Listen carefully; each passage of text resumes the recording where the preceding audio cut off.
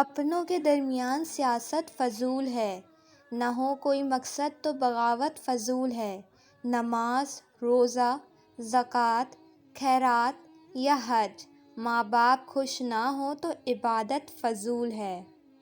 جب تم مشکلات سے نکل کر آسانیوں میں آ جاؤ تو اس رب کو سجدے ضرور کرنا جس نے تمہیں گر کر اٹھنا اور کچھ نہ ہونے سے کچھ ہونا سکھایا اور کچھ خاص بنایا بھی مگر کبھی جتلایا نہیں۔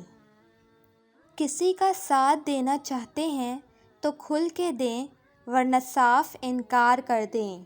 درمیانی راستہ منافقت کا ہوتا ہے اور منافق انسان کسی رشتے کے لائق نہیں ہوتا۔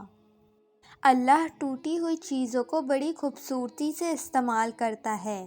ٹوٹے ہوئے بادل بارش برساتے ہیں، ٹوٹی ہوئی مٹی کھیتوں کے ساتھ قائم ہوتی ہے، ٹوٹے ہوئے فصل کی پیداوار کی بیچ نئے پودوں کو زندگی بخشتے ہیں۔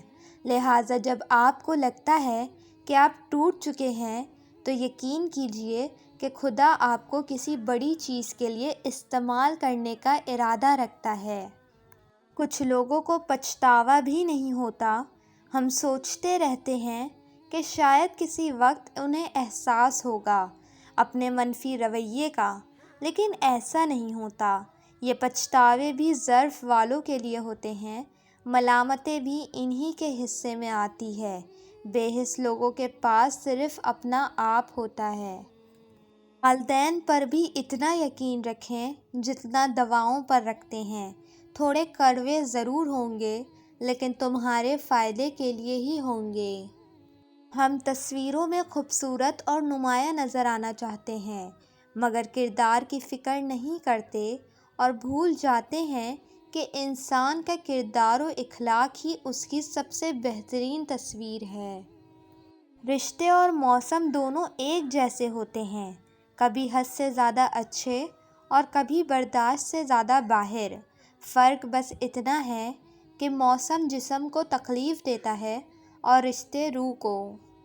قیمتی دولت عقل ہے، مضبوط ہتھیار صبر ہے، بہترین حفاظت ایمان ہے، بہترین طاقت ہنسی ہے اور یہ سب آپ کو مفت ملتا ہے۔ ہاتھوں سے موتی بکھر جائیں تو انہیں سمیٹنا آسان ہے مگر الفاظ سے کسی کی ذات بکھر جائے تو اس کا سنبھلنا بہت مشکل ہوتا ہے۔ مجھے جنت سے زیادہ نماز عزیز ہے کیونکہ جنت میری رضا ہے اور نماز میرے رب کی رضا ہے۔